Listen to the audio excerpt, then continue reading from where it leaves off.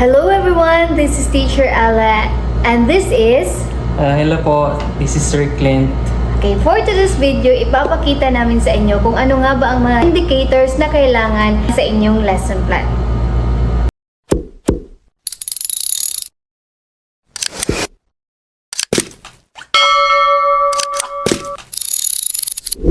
Okay, hello everyone, this is Sir Clint again at ngayon po ay tatalakayin natin para po ito po ang magsisilbing part 2 ng ating lesson plan na video kasi po doon sa nakaraang lesson plan video natin ay hindi masyadong detailed, no? Kasi nga kapag gumawa tayo ng lesson plan ay dapat naka-integrate na itong mga indicators, no? Familiar na po ba kayo sa mga indicators na ito? Ito po yung mga indicators na titingnan ng ating mga observers or raters kapag tayo po ay nag-demo teaching na. So ito po ay yung classroom observation tool or the rating sheet for teacher 1 to 3. So possible po ay ito po ang gamitin sa inyo para kayo ay i-rate, no? So, kailangan po sa lesson planning pa lamang ay alam na natin kung saang parts ng lesson plan natin i-integrate itong mga indicators. Paano natin maipapakita yung mga indicators na ito doon pa lamang po sa pag-graph ng ating lesson plan. So, una po, discuss muna natin sa isa yung mga indicators at kung paano natin ma-integrate. At later on ay magbibigay po ako ng maikling example lang po yung mga parts na lesson kung saan na-integrate na itong mga indicators. So, yung first na indicator ay apply knowledge of content within and across curriculum areas. So, paano po yan? Kailangan po sa lesson plan ay nakalakip doon, kasama doon ang pag-add mo ng real-life examples. And then, dapat po i-connect mo yung topic to other subjects. Pag sinabing across curriculum, ito po yung connection to the other subjects. Example lang po, ang subject mo ay math at ang topic mo ay about polygons. So, paano natin yan mako-connect across curriculum areas? So, pwede mo i-connect sa arts through patterns. You can connect it to architecture through buildings and TLE subject through tile designs, no, sa paggawa ng mga bahay. And then you can say polygons are used in architecture when designing buildings. Yan, pag nag-demo ka na, no, sasabihin mo to. So by that, na-integrate mo na yung applying knowledge of content across the curriculum areas. Paano naman yung within? So kung math yung subject mo, within math, ano pa ba yung ibang discipline sa math? Polygons belong to geometry. So, anong discipline pa natin pwedeng i-connect yung polygon? So, statistics, di ba? Sa paggawa ng graph, paggawa ng charts, di ba? Mga rectangle, circle, di ba? Triangle, ganon, mga pyramid. So, yan. Next is indicator 2. Use a range of teaching strategies that enhance learner achievement in literacy and numeracy skills. So, paano ito makikita sa lesson plan? Dapat may part doon na ikaw ay mayroong pinapabasa sa mga students. Include reading task. And then, you let students explain their answers. Includes comprehension, di ba? Naiintindihan ba nila yung problems? Na-explain ba nila yung kanilang sagot? And then, for numeracy, you can include computation or just counting. Pwede mong sabihin, okay, explain why your answer is correct. And then, count the sides aloud. So, yan yung mga pwede mong gawing script. Next, third indicator, apply a range of teaching strategies to develop critical and creative thinking. So, yung mga HATs. So, yan. Paano sa lesson plan? You add why and how questions. So, sa analysis na part mo, kung 4A's yan, sa analysis na part, dito talaga makikita yung thinking and creative thinking ng mga bata kung paano nila sagutin yung mga tanong mo.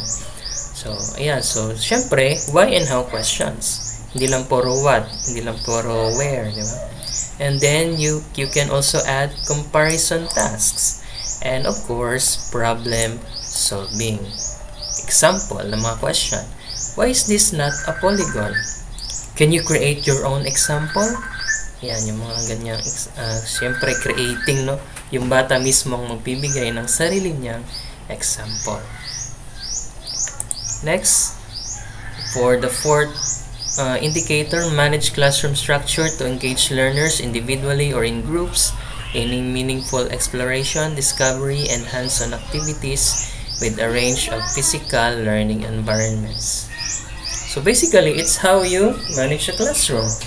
So, of course, if nagpa-group activity ka, if nagpa-individual task ka, hands-on work ka, you must give clear instructions. And you can also set time limits and move around the room. So, pag nagawa mo yan, you're already managing your learners, diba? Kahit individual task, syempre, you should move around the room. Hindi lang po sa group activity nangyayari yung roaming around the room. Kahit individual task yan or seat work yan, you can move around the room. At pag magugulo, of course, itong indicator na to is hindi masyado nakikita sa lesson plan kasi nga it varies depending on the situation or the condition of your class. So, pag masyadong magulo, syempre iba yung management mo, no? Strategy. Pag merong isang estudyante lang ang hindi nagpa-participate sa group activity, syempre mag-iiba ang iyong strategy. So, kayo na pang bahala. For the next indicator, manage learner behavior constructively by applying positive, emphasize natin positive and non-violent discipline to ensure learning focused environments. So first, include classroom rules and norms. Yan, medyo importante yan, no? Sa pag-start pa lang ng iyong klase, you can include rules na para maging guided ang mga estudyante kung paano sila magbe-behave sa class mo. And then, you can say, let us listen respectfully. Thank you for waiting. And then, dapat is hindi sumisigaw at hindi mo sinisigawan ang mga estudyante, no? Kahit na masyadong maingay. Kasi nga, pag sumigaw ka, hindi na yan positive discipline, no? And then, avoid public embarrassment. Dapat hindi pinapahiya ang isang estudyante kahit na napaka-kulit niya. Kapag na-wrong ang estudyante, hindi mo siya ipapahiya. Hindi mo sasabihin, ilang beses ka na bang nagtanong? Hindi mo pa rin maintindihan. It's a very no po. Dapat positive feedback and non-violent discipline.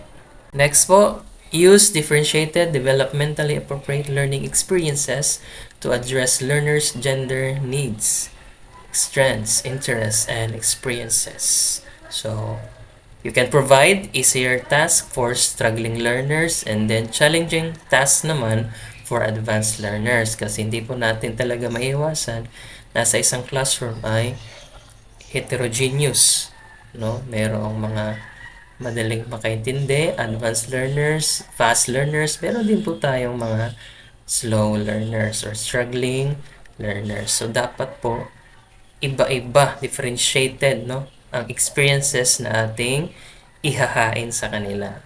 And you can also say, if you finish early, try this challenge. No, kasi po, pag nagbigay ka ng formative assessment, yung iba madaling matapos.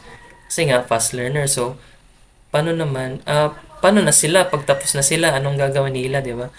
Anong gagawin nila? So, mag-iingay na lang sila. So, pwede ka magdagdag ng activity or challenge para sa kanila. And then, para naman po sa struggling learners, sabihin mo, if you need help, check the guide example. Or if you need help, just raise your hand and your teacher will guide you. Ganun po. Next indicator.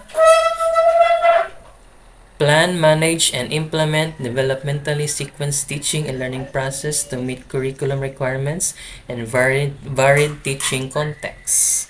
So sa paggawa mo pa lang ng lesson plan is a manifestation na na-meet mo na itong indicator kasi nag-plan ka na. Paano naman yung manage and implement? So doon na yan mangyayari sa actual demonstration teaching. So of course, you must follow the logical flow. Start with concrete, guided, then abstract, then application. So, do not jump directly to definition. Start with example or activity. Next indicator, select, develop, organize, and use appropriate teaching and learning resources, including ICT. So, dahil tayo na po ay in the 21st century, ICT talaga ay importante, no? Especially now that students are very exposed in the technology. Of course, paano naman ito ma-integrate sa ating classroom? Visuals, using visuals, graph, ayan. And then, kung polygons, so you show the polygons. And then, PowerPoint presentations, and manipulatives. Ang ICT po ay hindi nagtatapos sa gadgets, sa laptop, sa PowerPoint, at sa pakita natin visuals, mga graph. Meron din po tayong manipulatives. Ano-ano ito? Meron po tayong tangrams, mga sudoku puzzles. Ayan po, ICT po yan. Kahit hindi po yan gadget, yan po ay under sa ICT using manipulatives. Paano, especially yung polygons, di ba? Mga shapes. So, you can use tangrams. Meron po tayong mga schools na provided ang DepEd ng mga manipulatives, no? Especially polygons, meron po tayong tangrams na sa mga schools. So, pwede po natin yung ipagamit. Kung wala namang manipulatives, PowerPoint, ang importante po kasi sa ICT integration is hindi lang po mere PowerPoint, ha. Dapat po kapag kayo ay may PowerPoint, dapat merong nangyayaring interaction between your PowerPoint presentation and the students. Kapag nagbabasa lang po sila sa PowerPoint mo, pinabasa mo ang objectives, hindi po yan ICT integration. Dapat po merong interaction. So, pwede kang gumawa ng games. Di ba? Merong games sa iyong PowerPoint. Merong tanong. And then, yung estudyante mismo ang pipindot, no? Example, it's a multiple choice, or example, it's a drag and drop, no, na game. So, yung estudyante po mismo ang magmamanipulate ng mouse or ng keyboard. Pipindot siya ng kanyang sagot or gagamitin niya ang kanyang mouse sa pagdrag ng kanyang answer. Or, you can let the students use their cellphones. May mga cellphones na talaga yan. So, gamitin natin. Hindi po necessary na lahat sila ay mag-cellphone. Pwede po sa isang group ay isang cellphone lang. Or kung may tablet sa kanilang classroom, paggamitin natin ang tablet. Okay, next. Design, select, organize, and use diagnostic, formative, and summative assessment strategies. So, ito na po yung mga different assessments, no? Diagnostic, formative, and summative. So, dapat po ay naka-integrate yan. Of course, meron tayong diagnostic na nangyayari. Kasi nagtatanong tayo, di ba? Are you familiar with polygons? Okay. So, in your own understanding, how can you explain polygons? So, ayan, diagnostic. And then, formative, questions during discussions, analysis na part, di ba? After the group activity, nagdi-discuss na, okay, na i-elicit na natin yung mga understanding ng mga bata. And then, you can also give immediate feedback. Correct misconceptions on the spot kasi baka makalimutan natin kung later on na natin i-correct. Yun na yung 9 indicators na nakapaloob sa ating sa classroom observation tool na gagamitin ng mga raters ninyo kapag kayo ay nag-demo teaching. So ngayon po ay meron akong maikling example lang, no? So kung paano i-integrate sa lesson plan. Example po, ay grade 7. Ang subject ay mathematics, specifically sa discipline na statistics and probability. Topic is collecting data from experiments. Ito po yung objectives. Ayan, basahin na lang po natin. And then, okay, next. So, kayo na po ang bahala no sa motivation, sa yung sa pre-activity no ng mga procedures or directions. So, dito po ako nag-focus sa yung apat na main parts ng 4A's, activity analysis, abstraction, and application. Kung nakikita nyo is indicator 4 and indicator 6 na agad, no? Sa ganito kaikling activity lang na na-hit na natin yung indicator 4 and indicator 6. Ano ba yung indicator 4 and indicator 6? Yan po ay manage classroom structure in groups or individual, and then differentiated developmentally appropriate learning experiences, gender, needs, strengths. So, ayan. So, paano po na-hit yun? Okay, so sabihin natin, good morning class. Today we are diving into real-world experiments like scientists do. Stand up and find a partner. Boys with girls or mixed groups. So, ayan, gender needs. Diba? Or, yung indicator 4 is individually or in groups. Nagpa-by pair ka po. So, na-hit na natin yung indicator 4 and indicator 6. At syempre, parang nahit na din natin yung indicator 1. Indicator 1 yung apply knowledge content across curriculum, di ba? Kasi na-relate natin sa science, yung scientist or the real world application. So, ayan. During the activity, gumamit po tayo ng strategy na hands-on discovery. So, yung strategies, makikita yan dito sa 6, no? Learning experience. And then, ayan po, yung activity. I-record nila yung outcomes sa kada pag-toss ng isang coin. And then, sinabi mo na share one finding. And then you say it aloud. And then my student na sumagot, we got 7 heads. Okay, next. And then, during the group, the teamwork, di ba, mag-roam around ka, and then you manage their behavior. So, pwede mo sabihin, excellent teamwork, Maria. That's positive energy. Keep it up for additional points.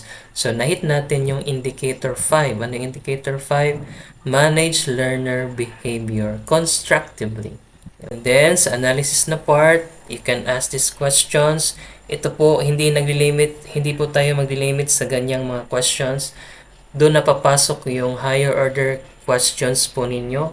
Kung anong itatanong nyo para ma-elicit yung kanilang mga creative thinking, no? And higher order thinking skills. Paano nga ulit? Maglalagay ka ng questions na why, how. And then, pwede mo sabihin na create your own example. Pwede ganun. Or create your own situation.